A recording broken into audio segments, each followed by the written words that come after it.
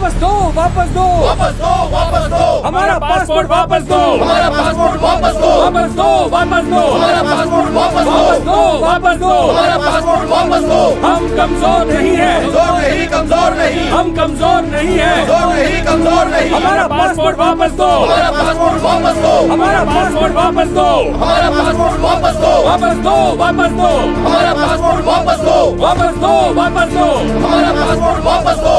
अरे अरे अरे अरे शांत हो जाओ, शांत हो जाओ, मेरी बात तो सुनो।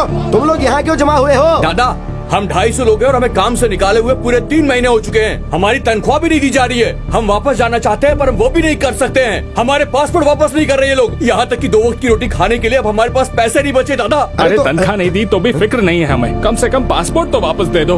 हम बस वापस अपने घर लौट जाना चाहते हैं। अरे अरे शांत हो जाओ, मेरी बात सुनो, मेरी बात सुनो। अरे तुम लोग यहाँ झंडा उठा के कभी भी हड़ताल नहीं कर सकते हो। सुनो, ये अपना देश नहीं है, वो कभी भी उठा के तुम्हें जेल में डाल सकते हैं। तुम्हारे पास पासपोर्ट नहीं, फिर इतना हल्ला क्यों कर रहे हो? अरे जिस आदमी ने मुझे भेजा उसका नाम ईश्वर मूर्ति है। हम लोग आपस में बात करेंगे और कोई हल निकालने की कोशिश करेंगे। मैंने आपकी प्रॉब्लम समझ ली है। कंपनी का नाम येलो स्टोन कंस्ट्रक्शंस है। ओनर एक चाइनीज आदमी है। वो कहता है कि इनका वर्क परमिट कैंसिल हो चुका है और ये लोग जहाँ चाहे वहाँ काम कर सकते हैं। सर वो झूठ बोल रहा है सर, और इसलिए झूठ बोल रहा है ताकि वो लोग दूसरा काम ना कर सके। हाँ भाई मुझे पता है, लेकिन ये कोर्ट में साबित करने में कई महीने बीत जाएंगे। तुम्हें उस ओनर से बात करनी होगी। बिना सोचे समझे तुम लोग किसी भी कागज पे साइन कर देते हो और पासपोर्ट भी दे देते हो। फिर जब प्रॉब्लम होती है तो हमारे पास आते हो। आई एम सॉरी गणेश, अगर वो मालिक नहीं माना तो मैं तुम्हारी कोई मदद नहीं कर पाऊंगा। सर लोगों ने उसके लिए अपना खून पसीना बहाया है, लेकिन अब उसके वॉचमैन इन लोगों को बुरी तरह से भगा के बाहर कर रहे हैं। हमें बस आपका ही भरोसा है सर, कुछ तो कीजिए सर, प्लीज सर। ये पुलिस वाले भी हमारी कोई मदद नहीं कर रहे दादा। इसका बाप जिंदगी और मौत से लड़ रहा है दादा। वहाँ जाकर ये अपने बाप से मिल पाएगा या नहीं मिल पाएगा हम ये भी नहीं जानते। मेरी बीवी पेट से रोज मुझसे पूछती है हॉस्पिटल के खर्चे के लिए पैसे कब भेजोगे, बताओ तुम पैसे क्यों नहीं भेज रहे हो। उसे किस मुंह से बताऊं कि यहाँ मेरी क्या हालत हो गई है दादा। छोड़ो, खुदकुशी एक रास्ता बचा है अब। अरे मैं भी तो तुम लोगों के लिए लड़ रहा हूँ ना, ऐसे मायूस नहीं होना चाहिए। जगन माना हम लोग यहाँ इमिग्रेंट्स हैं, लेकिन हम लोगों ने पूरी ईमानदारी और लगन से काम किया है, उसकी कोई कीमत नहीं है क्या?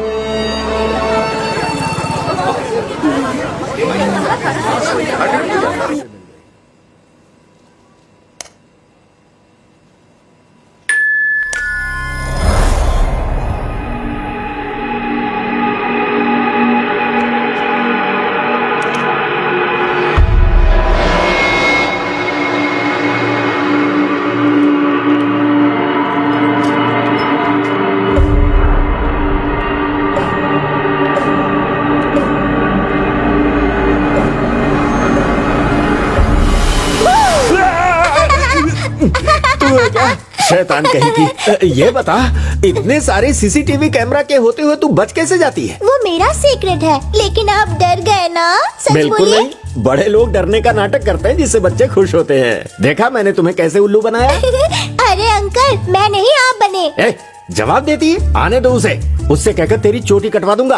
बाप रे, इसने डरा के मेरी दिल की धड़कनें बढ़ा दी। आपके बेटे ने ही मुझे सिखाया है कि आपको कैसे डराया जाए। वैसे शिवा अंकल आज जल्दी लौटने वाले नहीं हैं। हमारे कुछ लोगों का पासपोर्ट इशू हो गया है और वो लोग पुलिस स्टेशन में गए हुए हैं। शिवा अंकल भी। पुलिस स्टेशन में? मेरा बेटा?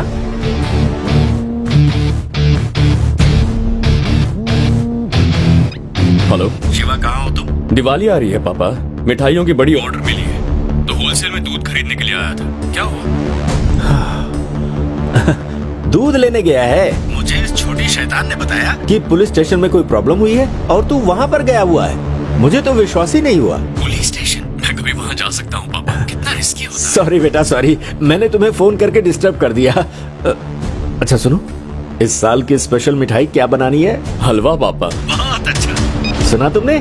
मिठाई के लिए दूध लेने गया है। मेरे संस्कार हैं, मेरा बेटा है, वो कभी भी जिंदगी में कोई रिस्क उठा ही नहीं सकता।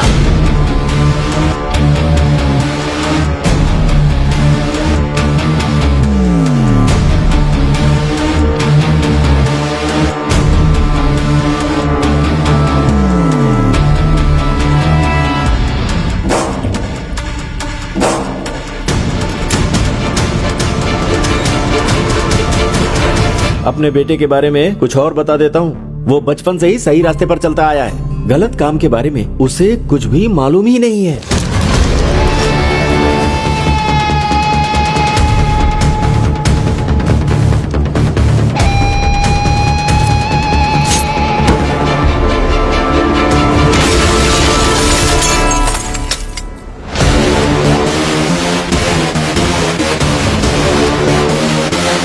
वो कभी भी किसी से झगड़ा नहीं करता। इसमें कितना रिस्क है मुझसे ज्यादा वो जानता है।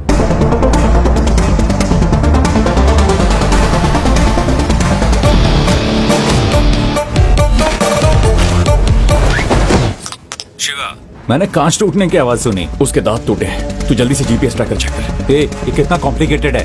बस 2 बटन ही तो दबाने हैं, एक स्पेस बार और एंटर। इतना भी नहीं होता क्या? हाँ, ठीक है ठीक है ठीक है ठीक है, गॉट इट। किस तरफ जाऊं, राइट या लेफ्ट?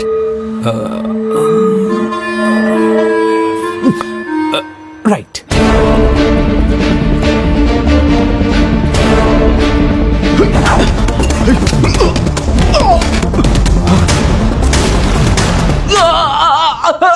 हे, लॉकर रूम किस तरफ है? बस सीधा जाता रहे, सामने ही लॉकर रूम है। ओके।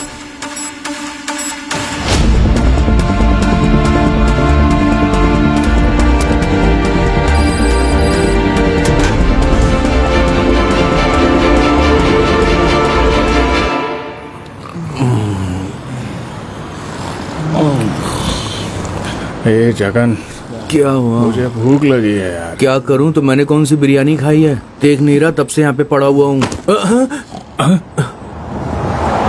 एक नंबर की कमीने।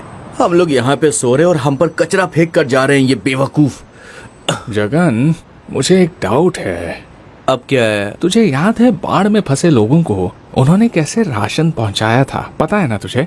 हाँ। वैसे ही शायद कोई हम पर तरस खाकर खाने की चीज तो फेंक कर नहीं गया होगा। हाँ?